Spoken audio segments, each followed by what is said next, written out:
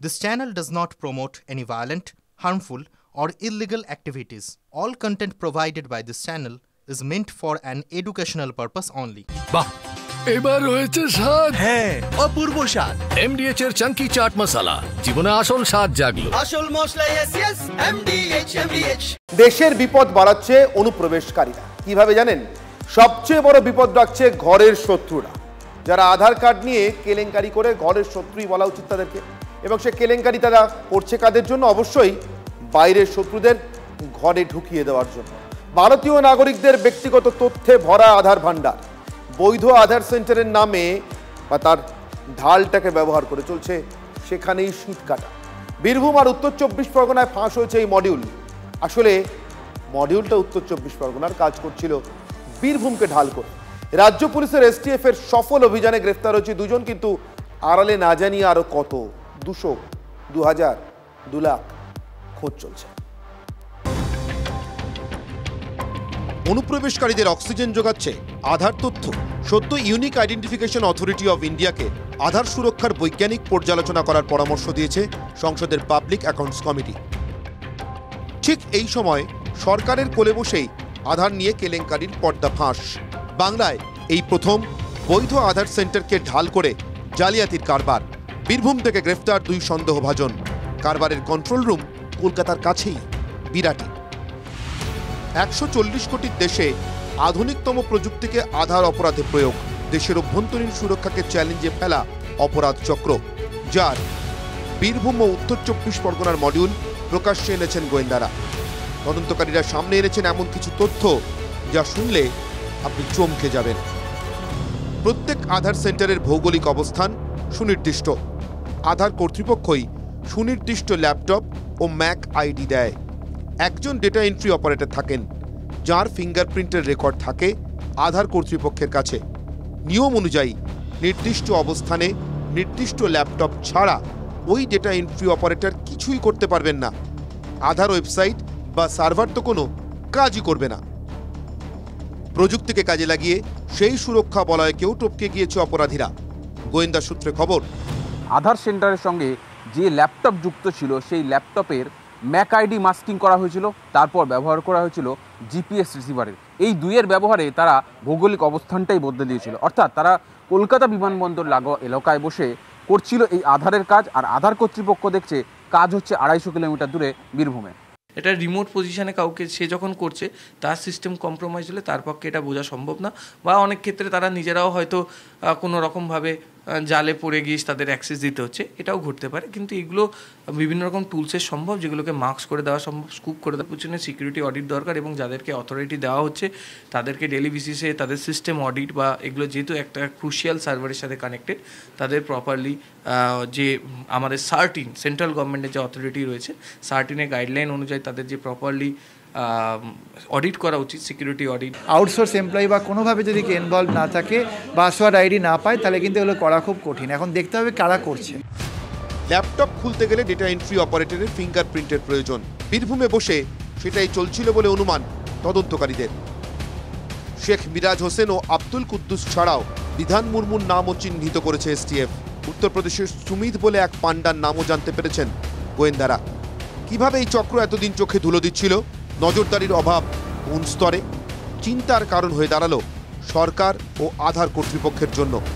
আধুনিকতম প্রযুক্তিকে সাইবার অপরাধে প্রয়োগ করার এমন নজির আগে কোথায়? সুজয় পালের রিপোর্ট, TV9 বাংলা।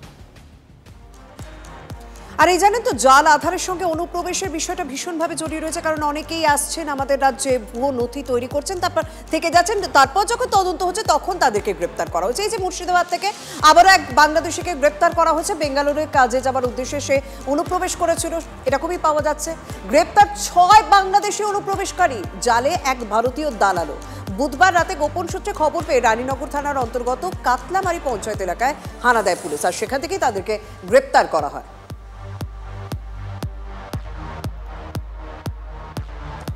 তবে এখানেই শেষ নয়, এবার যে খবরটা দেখাবো না, সেটা রীতিমতো আপনি অবাক হতে বাধ্য। বাবা হচ্ছে এদেশের, কিন্তু ছেলে হচ্ছে বিদেশের। কিভাবে? বাগদায় বাংলাদেশি রকি মণ্ডল, তার বাবা বাগদা থানার রামনগরের বাসিন্দা আয়েব মণ্ডল। অন্তত ভোটার, আধার, পাসপোর্টে সেই তথ্যই রয়েছে। জানতে পেরে বিডিও ডিএম নির্বাচন কমিশনে অভিযোগ দায়ের করেন। আয়ব মণ্ডলের পুত্রবধূর দাবি তার শ্বশুর মারা গিয়েছেন, বেঁচে থাকতে মাঝে মাঝে রকি তাদের কাছে আসতো, কিন্তু তার শ্বশুরকে বাবা সাজিয়ে পরিচয়পত্র বানানোর কথা তিনি জানেনই না। আগে কোথায় বাড়ি ছিল? বাংলাদেশ থেকে এসেছিল? হ্যাঁ, বাংলাদেশ থেকে এসেছিল। রকি? হ্যাঁ। কতদিন আগে এসেছিল? আমি বলতে পারবো না সেটা, এটাই সত্যি কথা, আমরা কিছুই জানি না। আপনার শ্বশুরকে বাবা বানিয়েছে তাই তো? হ্যাঁ। উনি এখন কোথায় আছে? আমার শ্বশুর না, এই আমি বলতে পারবো না কোথায় আছে। না, আমাদের কোনো রিলেশন নেই, আমরা আলাদা, আমরা প্রায় 20 বছর হয়ে গেছে আমরা আলাদা। অভিযোগকারী বিজেপি নেতার দাবি, স্থানীয় তৃণমূল নেতারা বিপুল টাকা নিয়ে বাংলাদেশিদের এইভাবে পরিচয়পত্র বানিয়ে ভোট ব্যাংক বাড়াচ্ছে, অর্থাৎ এই ইস্যুটা নিয়ে রাজনীতি শুরু হয়ে গিয়েছে।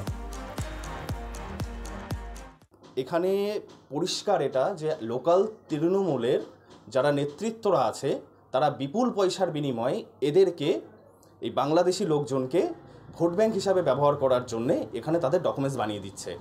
এরকম শুধু যে এই গ্রামে তা নয়, প্রত্যেকটা গ্রামে এরকম খুঁজলে পরে শয়ে শয়ে এরকম রকি, এরকম আইব পাওয়া যাবে। আমি অভিযোগ করেছি যাতে অবিলম্বে এই রকি এবং এই রকির মতন যারা বিভিন্ন বুথে বুথে, বিভিন্ন গ্রামে, বিভিন্ন পঞ্চায়েতে এবং বিভিন্ন ব্লকে ব্লকে জায়গা করে নিয়েছে তাদেরকে চিহ্নিত করা হোক। বিজেপি অভিযোগ অনেকেই করছে, হ্যাঁ, সে হয়তো সে নিজেই করেছে, তাতে তৃণমূল নেতৃত্বের এখানে কোনো ব্যাপার নেই। যদি অভিযোগ সত্যি হয়ে থাকে, হ্যাঁ, সেটা তার বেআইনিভাবে যদি সে ভোট করে তার ভোট বাতিল হবে। এটা তার জন্য নির্বাচন কমিশন তার নিয়মের মধ্যে দিয়ে কাকে ভোট রাখবে কাকে রাখবে না সেটা তো ব্যাপার, কিন্তু তৃণমূলী কোনো নেতা এর সঙ্গে জড়িয়ে নেই, এটা আমি দর্থহীন গলায় বলতে পারি। মমতা বন্দ্যোপাধ্যায় 26-এ নির্বাচনে 4র্থবারের জন্য মুখ্যমন্ত্রী হবে, এরা সর্বজন স্বীকৃত। অতএব তৃণমূলের ওই কাউকে বাবা সাজিয়ে ভোট করতে হয়, এটা তৃণমূলের দরকার হয় না। এবার গত দুদিনের হিসেব আপনাদের দেখাবো। রাজ্যের বিভিন্ন জায়গা থেকে 18 জন বাংলাদেশি অনুপ্রবেশকারীকে গ্রেপ্তার করা হয়েছে গত দুদিনে। গতকাল দুদেশের ভোটার কার্ড সহ ক্যানিংয়ে গ্রেপ্তার হয় এক বাংলাদেশি। ওই দিনে অবৈধভাবে ভারতে ঢোকার অভিযোগে 3 জনকে গ্রেপ্তার করে লালগোলা থানার পুলিশ। নদিয়া থেকেও 7 বাংলাদেশিকে গ্রেপ্তার করা হয়। শুধু তাই নয়, যাদবপুর থেকে পার্ক স্ট্রিট থানার পুলিশের হাতেও গ্রেপ্তার এক বাংলাদেশি মহিলা, ধৃতের নাম শান্তা পাল। ধৃতের কাছ থেকে ভোটার কার্ড, আধার কার্ড ও রেশন কার্ড উদ্ধার হয়েছে। এদিকে মুর্শিদাবাদের রানীনগর থেকে 6 জনকে গ্রেপ্তার করা হয়েছে, অর্থাৎ গত দুদিনে 18 জনকে গ্রেপ্তার করা হয়েছে। আর তথ্য কি বলছে জানেন? চলতি বছরের জানুয়ারি থেকে এখনো পর্যন্ত শুধুমাত্র মুর্শিদাবাদ জেলায় 50-এর বেশি বাংলাদেশি অনুপ্রবেশকারী গ্রেপ্তার হয়েছে। চলতি বছরে শুধুমাত্র নদিয়ার রানাঘাটে পুলিশ জেলা থেকে এখনো পর্যন্ত 500-রও বেশি বাংলাদেশ অনুপ্রবেশকারী ধরা পড়েছে, অর্থাৎ সবার উপরে রয়েছে মুর্শিদাবাদ এবং নদিয়া জেলা।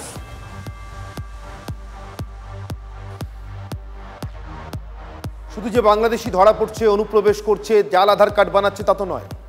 জাল আধার কার্ডের পর ভোটার কার্ড, সেটা জাল নাও হতে পারে। যেমন ধরুন এই বারুইপুরের ঘটনা, বারুইপুর পূর্বে আর মেদিনীপুরের ময়নায় ভুয়ো নথি দিয়ে, মানে এরকম জাল আধার কার্ড দিয়ে, রেশন কার্ডও হতে পারে, ভোটার তালিকায় আবেদনের একাধিক অভিযোগ।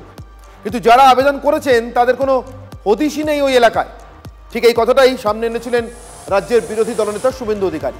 তারপরে গুরুতর জল ধরা পড়ে ভোটার তালিকাতে, যার ভিত্তিতে ইতিমধ্যে নির্বাচন কমিশন তাদেরই অফিসারদের বিরুদ্ধে, ইলেকটোরাল রোল অফিসার ইআরওদের বিরুদ্ধে ব্যবস্থার পদক্ষেপ করছে। ওই নামগুলো যে গ্রামবাসীরা শুনেছেন কিনা সেটাই মনে করতে পারছেন না। তাহলে কি ভুয়ো ভোটারের অভিযোগটাই সত্যি? নতুন ভোটার হওয়ার আবেদনের তালিকায় নাম আছে, কিন্তু এলাকায় গিয়ে দেখা গেল তাদের অনেকেরই কোনো হদিশ নেই। মঙ্গলবার শুভেন্দু অধিকারী দাবি করেছিলেন, বারুইপুর পূর্ব এবং ময়না বিধানসভা এলাকায় ভুয়ো নথি দিয়ে ভোটার তালিকায় আবেদনের বহু অভিযোগ উঠে এসেছে। দুটো বিধানসভার ফেক ভোটারের তালিকা আমরা পেয়েছি। একটা হলো মাননীয় বিমান ব্যানার্জির বিধানসভা বারুইপুর পূর্ব। যাদের বিরুদ্ধে ভুয়ো নথি দিয়ে ভোটার তালিকায় নাম তোলার আবেদন করার অভিযোগ, তাদের খোঁজে বারুইপুর পূর্বের ধোসা চন্দনেশ্বর গ্রামে পৌঁছে গিয়েছিল টিভি9 বাংলা। স্থানীয় বাসিন্দারা অনেকেই বলছেন এই সব নাম তারা কোনোদিনই এলাকায় শোনেননি। এখানে দেখা যাচ্ছে যে আপনার কবিতা মণ্ডল আছে, বিভা অধিকারী আছে, সমীরণ সিনহা আছে, এই নামে কোনো গ্রামে আপনাদের বাস করে? সিনহা কিন্তু নেই এখানে। আচ্ছা, এই যে এখানে বিভা অধিকারী বলে কেউ বাস করে আপনাদের গ্রামে? বিভা অধিকারী স্বামীর নাম? স্বামীর নাম দাও, মানে বিভা অধিকারী আছে। অধিকারী কি আমাদের বৈরিগিনী? আচ্ছা, আপনাদের এখানে একজনের নাম আছে কবিতা মণ্ডল বলে একজন আছে, এই নামে কোনো কাউকে কি চেনেন? দেখুন ভালো করে আপনারা। কবিতা আমার তো ঠিক জানা নেই, আমি তো নজর ধরছে না। গ্রামবাসীদের অনেকেই বলছেন এগুলো ভুয়ো নাম। তাহলে কি মনে করছে এটা কি ভুয়ো? হ্যাঁ, এটা ভুয়ো, একদম ভুয়ো। এতে কাউকে চেনেন আপনি? না, আমি চিনি না। মানে এই নামগুলোর সঙ্গে পরিচিত না? না, আমার কোনো পরিচিত নেই। তাহলে কি মনে করছেন এটা কি ভুয়ো ভোটার? তা কি বলবো, এখন ভুয়ো ছাড়া আর কি বলবো। শুধু গ্রামবাসীরা নয়, একই অভিযোগ করছেন এলাকার যুব তৃণমূল নেতাও। এই যে তালিকা এখানে আপনি দেখুন, এখানে আপনার যে নামগুলো রয়েছে, এই নামগুলোর সঙ্গে কাউকে চেনেন? এগুলো আমাদের তো জানা নেই, এগুলো তো ওখানকার ভোটারই না, এগুলো তো কোনো খবরই নেই, এরকম মানুষের কোনো হদিশ নেই। এরা কি ভুয়ো ভোটার? হ্যাঁ, একদম একদম। বিজেপির দাবি পরিকল্পনা করেই বিভিন্ন বুথে ভুয়ো নাম ঢুকিয়ে দেওয়া হয়েছে। আর নির্বাচন কমিশন কে দাবি জানাচ্ছে যাতে করে এই সমস্ত ভোটার তালিকা থেকে বাদ দেওয়া হয়, এবং এটা করলে আগামী 2026-এ এই মিথ্যাবাদীদের দল পশ্চিমবঙ্গ থেকে বিদায় নেবে। পশ্চিমবঙ্গের সীমান্তবর্তী জেলাগুলি থেকে একের পর এক অনুপ্রবেশকারী গ্রেপ্তার হচ্ছে। দেখা যাচ্ছে ভোটার তালিকায় নাম রয়েছে একের পর এক বাংলাদেশি। এই পরিস্থিতিতে বাংলায় এসআইআর চালু নিয়ে যখন তুঙ্গে বিতর্ক, ঠিক সেই সময়ই ভোটার তালিকায় নতুন আবেদনে ব্যাপক বেনিয়মের অভিযোগ সামনে এলো। বারুইপুর থেকে অভিজ্ঞান নস্করের রিপোর্ট, TV9 বাংলা। রাজ্যের প্রশাসনে থাকা আধিকারিকদের একাংশ নাকি তথ্য দিয়ে তাকে সাহায্য করছে, ফের দাবি করলেন বিরোধী দলনেতা শুভেন্দু অধিকারী। কিন্তু এই দাবি কেন করলেন তিনি, কি বলছেন রাজনৈতিক বিশ্লেষকরা, তৃণমূলই বা কি জবাব দিল দেখুন। থ্যাঙ্কস টু অ্যাডমিনিস্ট্রেশন প্রায় 100-এর বেশি WBCS, প্রায় 20 জনের বেশি IAS আমাদের হেল্প করছে। তারা সব তথ্য আমাদের দিচ্ছে প্রতি মুহূর্তে।